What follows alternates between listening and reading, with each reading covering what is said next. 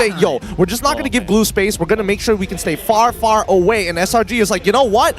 If you want to try and pull away from us, we're going to figure out a way to get even deeper into enemy lines with the claw. Red eSports, SRG looking to equalize. Step by step, red v red. Hopefully, you all are ready for this because it's going to be game 2. And SRG are looking to make up for past grievances and get a huge advantage in the series. Now, I am a little bit worried about SRG in these cases because I feel like Red Esports' composition so easy to pull off, right? You see 5 people coming at you, you press 1 button, you disengage. That's what it feels like. I agree with you, Gideon. I feel like they have a lot of stuff, though. Please, please, kid. Grace. That's scary. Grace just barely blocked that last hit from the Loyi. Otherwise, Kim was dead. I'm telling you, the pucker factor in this game is going through the roof, man. It's just the butts. The butts, man. It's got to squeeze those buttons. It's scary. It's really, really scary. And it doesn't help the fact that when looking at the emblems as well, we are expecting Cram to actually rotate much faster than this Phoveus by trying to control the lane, but even so, reach there as quick as possible. Let's not forget, even Ao, back to Master Assassin up against this Claude.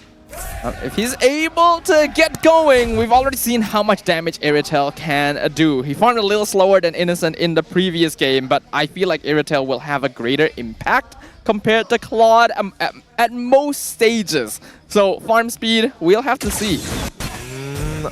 I am curious about how Grace is going to play it because, again, this is Arla. It is a huge playmaker, but at the same time, doesn't exactly have the best escape mechanics. Once you're in, you're pretty deep in there, and there's no means of escape unless Sensui drops the ult.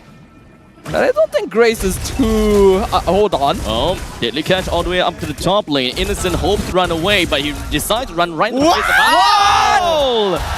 No! That's his point, and that worked out! No! Normally you want to run back, right? But he's like, no, let me face the enemy! But speaking of facing the enemy, Innocent, what are you doing? Why are you still in the lane? As he helps things out and he managed to kind of drop in an assist. I can't. And then Cram dies to the tower as well.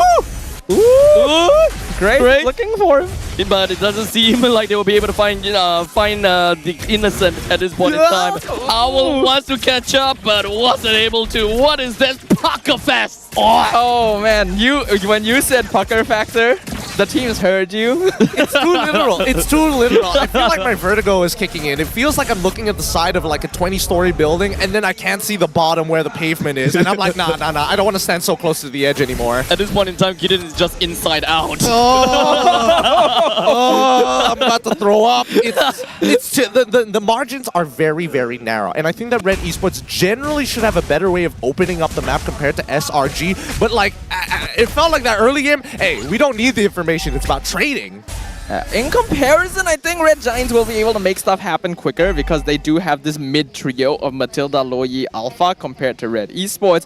But Red, if they can keep things consistent, have a stronger mid game, in my opinion. Circling Eagle connects down, right down onto Grace. Quick flicker away. It doesn't seem like he will be using his final sledge just yet as Cram runs right into his face and really want to do something about this. But Cram immediately gets away with the guiding wind. Yeah, able to get away, no problem. Unfortunate, slightly missed opportunity, but honestly, they got battle spells out of Grace, which I think is good enough. He's not going to have that flicker for the upcoming turtle, and hopefully that's going to be enough for SRG to maybe find some angles. Interesting position here down on the bot side, though. A good amount of gathering around this bottom side of the map. We know that Cram already had to recall because he joined those fights and took a lot of damage, so I guess...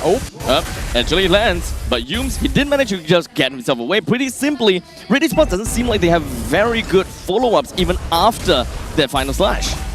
I'm a little worried here. It's not unusual for Cram to join fights a lot more often than his opposing EXP laner, but he's losing a lot of lane presence. Yeah, Sensui's getting a free push on bot side. He's got the tier 1. And now all 5 members from the side of SRG marches himself over to the turtle side, and it does seem like Split connects down in the Grace and managed to yoink him out of commission. I am very confused. So Sensui goes out to the bot side, gets the tier 1. What is the rest of the team doing? Like, why are we even bothering to contest this? You just need to protect them from the dive. I agree with you. No reason for them to contest the turtle when their jungler is literally doing something. Hey, yo, whoa, whoa. Iris is just taking the entire wall all by himself. He wants to walk the glue underneath the turret, but he continues up with the Inferno Pursuit. Why? I think he wanted to have like I get it. small little No, wait, iframe. it's no longer iframe, right? It's just untargetable, right? He wanted a bit because Cram was going to eventually kill him if he didn't get some extra HP from using his ult. Ah. So he had to do it, and then Cram just pulled him away. But then you would leave Cram underneath the turret and you would force Yums to have to use the guiding winds. I don't see the value of like giving the free delivery without the guiding winds. At least force something out of them, right? Maybe playing around with the Brave Smite is what is in his mind at a point in time. I suppose. I think there was a hard way to punish regardless, but now Yums with the Flask of the Oasis complete. Stormy trying to TP. Where is he TPing to? Oh, Sensui! What? Surprise! Ow! Right in there at the perfect time. How did they know he was there and on the opposite side of the map? And speaking of which, great! Surprisingly, he still survived all of that. Innocent melted down right underneath his own turret. Okay, so they do get a little bit of trade on both sides. However, Red eSports still a turret ahead of Selangor Red Giants, despite the gold lead only being 500. We haven't really broken even just yet, and Cram just showing why he's an absolute monster on this glue. This glue is just hands down annoying, as we have talked about time and time again. The Inferno Pursuit can only get him so far, but Red eSports seems to kind of want to continue this. Grace immediately vengeance forward on the Cram, but at least they know the turtle's coming. Wait, Stormy's opening up the map on towards the purple side. Doesn't seem like things are going to be working. Oh, okay, and everything else is going to be puckering out for us. Owl gets onto his motorbike, and he's going to be A-okay, at least for now. The rest of the members from the side of Red eSports, there's no one down just yet, but Sensui takes the fall instead. If Cram does not get the MVP by the end of this game, or we see a bigger play from out of the rest of the members of SRG, I'm going to be very disappointed because Cram is in full control. He is in the driver's seat. He is pushing out everybody else and telling the Tesla car, hey, I don't need that AI. I got my own 2 hands and feet. Red eSports definitely dealing with a bit of cockroach problem right now, and Cram is not letting them go. That previous fight actually could have ended really badly because the flicker from Yums pulled them into the Deadly Cat final/combo. When we talked about this, Red eSports needs items. They need the mid-game to really do enough DPS, and because of that, Red Giants were not punished. Yeah, let's also not forget that in terms of like AoE damage, like yes, Owl is supposed to be the big damage dealer, but sometimes he can't go into position. The worst part about Sensui, the Deadly Catch is a great idea. However, he is a melee-based hero. If he wants to get that passive off, it's kind of tough to walk up to SRG. And we can really see that SRG as well, starting to look a bit more like SRG. They are reading their opponent's movements. That previous diversion play to find Sensui, I don't know how they tracked his position like that, but this is good. This is exactly what we want to see. And Cram, when he's on heroes like this, the Glue, the Tamus, the CC, he makes things happen. Sensui. Can he get out? Check Not in. again! Oh, no! Here's Johnny as the Rams of Selangor Red Giants knocks on the door of Sensui, bringing him down once again on his split push journey. It's too telegraphed. I think the SRG have figured out a pattern about Red eSports. They noticed the first time of the split push, the 4v5 up by Turtle side, and they haven't let it go just yet. They get confirmation with Cram counting the number of members down on the opposite side before they make the call. Things are looking up now for the Red Giants and looking down for Red eSports.